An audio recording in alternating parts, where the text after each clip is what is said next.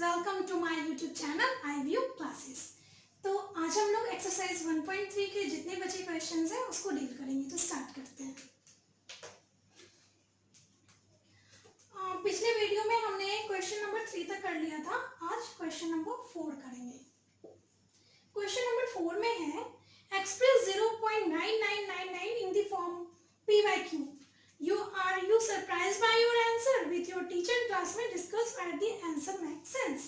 कहते हैं कि 0.99 हमें इसे p by q के फॉर्म में एक्सप्रेस करना है और बताना है कि क्या जो इसका आंसर आएगा उसमें कुछ वो उसका कोई सेंस है या उसका कोई मतलब किसी से आप उसे रिलेट कर सकते हो।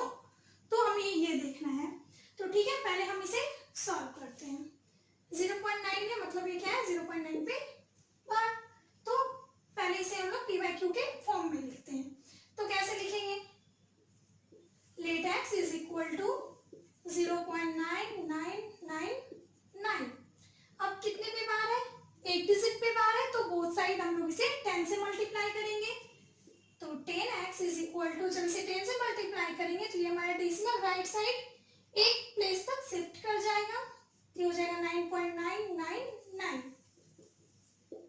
अगेन अब क्या करना है कि ये जो आया इसे हमें x के टर्म में रिप्रेजेंट करना है। तो कैसे करेंगे, साइड में हम जल्दी से इसे माइनस करके देख लेते हैं। ये सारे टर्म इधर 0 आ जाएंगे, इधर 9। तो इसे हम लोग ऐसे लिख सकते हैं 9 प्लस 0.9999। तो ये 10x हो गया प्लस 9 प्लस इस पूरे को हमने x माना है, ये x इधर आएगा अपना, तो ये 9x हो जाएगा। 9x upon 9, x is equal to 9/9 that is 1। तो क्या समझ रहे हैं कि ये 0.999 है और ये हमारा 1 है, ये दोनों बराबर है। इसका मतलब 1 और 0.999 में कोई भी गैप नहीं है। इससे यही सेंस हमें निकलता है, no gap between 1 and 0.9999। It means both are equal। समझिए। अब नेक्स्ट क्वेश्चन है what can the maximum number of digits be in the repeating block of digit in the decimal extension of 1/17। कहते हैं कि 1/17 में कितने नंबर्स का हमें रिपीटिंग ब्लॉक ऑफ डिजिट मिलेगा 1/17 में। तो पिछले 1-2 वीडियो में मैंने आपको बताया था कि अगर आपका डिवीजर n है तो मैक्सिमम नंबर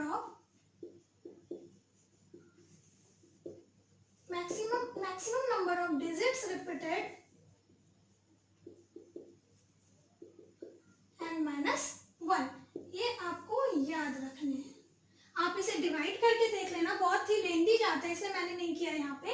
आप इसे डिवाइड कर लेना, उसके बाद आप जितने नंबर्स डिजिट्स में जितने नंबर रिपीट होंगे आपके रिमाइंडर में, आप वो देखना, वो हमेशा आपके डिवीजर से एक कम होगा। ठीक है। अब हम लोग थर्ड क्वेश्चन नंबर 6 पे चलते हैं।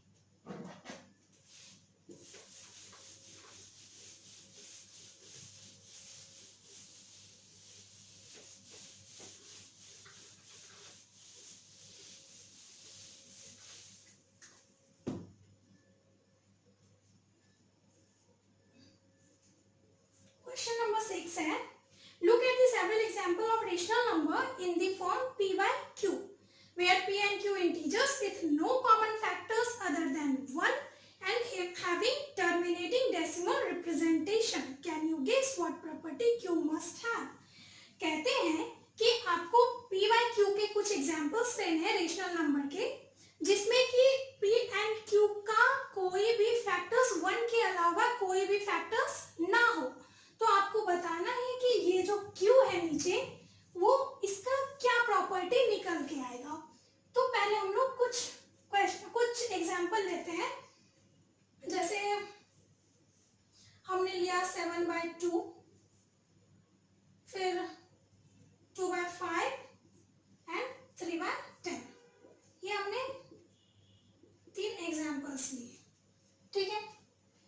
एग्जांपल्स आपको ऐसा लेना है कि P एंड Q का एक के अलावा कोई भी फैक्टर ना हो, इसलिए मैंने 7/2 लिया है। आप 3/2 भी ले सकते हो।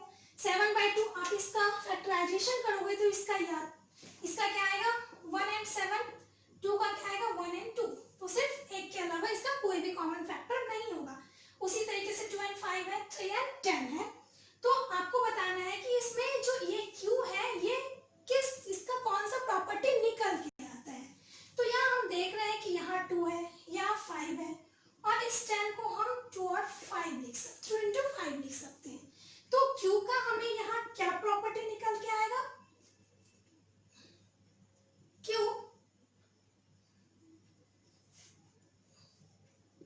have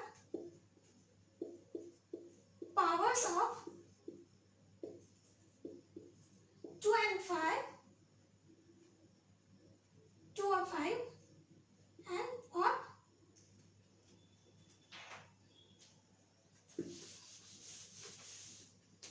Q have powers of 2, 5 or and both। Q का क्या आ रहा है, वो या तो 2 आएगा या फिर 5 आएगा या फिर both आएगा। तो इस क्वेश्चन में बस इतना ही कह रहा है। क्वेश्चन नंबर 7 है। क्वेश्चन नंबर 7 में कहते हैं right 3 numbers whose decimal expansion are non-terminating, non-recurring। कहते हैं आपको 3 ऐसे डेसिमल एक्सपेंशन लेने हैं, ऐसे 3 नंबर्स लेने हैं जिनका डेसिमल एक्सपेंशन जो है वो हमारा नॉन टर्मिनेटिंग होगा एंड नॉन रिकरिंग होगा। मतलब हमें 3 इरेशनल नंबर लेने, क्योंकि इरेशनल नंबर का ही प्रॉपर्टीज क्या है कि वो नॉन टर्मिनेटिंग होता है, और अगर नॉन टर्मिनेटिंग है तो हम ये देखते हैं कि वो रिपीटिंग है या फिर नॉन रिपीटिंग है। अगर रिपीटिंग है तो वो रेशनल नंबर में आ जाता है, और अगर नॉन रिपीटिंग है तो वो हमारा इरेशनल नंबर का प्रॉपर्टीज है। तो कुछ एग्जांपल लेते हैं। जैसे हमने लिया √2, √3, √5। कितने लेने, 3 नंबर्स लेने हैं। तो √2 का वैल्यू होता है 1.41421, √3 का वैल्यू होता है 1.73205, और √5 का वैल्यू होता है 2.236। या फिर एक और ले सकते हैं,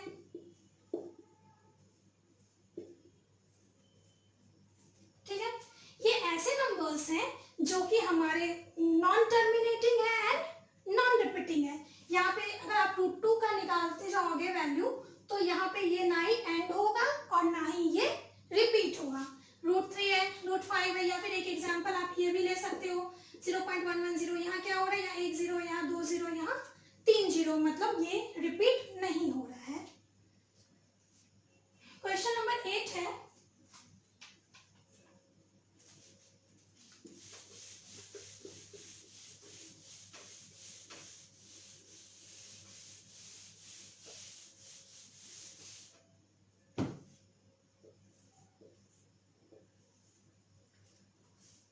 Find 3 different irrational number between the rational number 5/7 and 9/11। कहते क्वेश्चन में है कि 5/7 एंड 9/7 के बीच में आपको 3 डिफरेंट इरेशनल नंबर निकालने हैं। तो कैसे मैंने बताया था पिछले क्लास में कि आप पहले 5/7 एंड 9/7 को ये आप अलग अलग डिवाइड करके पहले से डेसिमल में लाओ। 5/7 को जो आप लोग सॉल्व करोगे तो ये आएगा 0.714285। करके देख लेना आप लोग। सेकेंड आएगा 0.818181, ठीक है। आपको इन दोनों नंबर्स के बीच में हमें इरेशनल नंबर निकालने हैं। क्या मैंने बताया था कि जैसे आप अगर 2 रेशनल नंबर के बीच में अगर आपको इरेशनल निकालने हैं तो आप इन्फिनेटिव निकाल सकते हो, ढेर सारे आप इरेशनल नंबर निकाल सकते हो। कैसे, आप इसे 0.720, 7200, 72000, लिख सकते हो, ये पहला हो गया। दूसरा आप क्या लिख सकते हो, 0.740, 7400, 74000। उसी तरीके से तीसरा एग्जाम्पल हम लोग क्या लिख सकते हैं, 0.750, 7500, 75000। मतलब इरेशनल नंबर आपको निकालने हैं कि वो नॉन टर्मिनेटिंग होना चाहिए एंड नॉन रिपीटिंग होना चाहिए। तो ये हमारा क्वेश्चन नंबर 8 था। क्वेश्चन नंबर 9 चलते हैं। क्वेश्चन नंबर 9 में कहता है classify the following numbers as rational और इरेशनल। कुछ नंबर्स दिए हैं, आपको बताना है कि इसमें कौन सा नंबर रेशनल है एंड कौन सा इरेशनल है। तो देखो पहला क्वेश्चन है √23।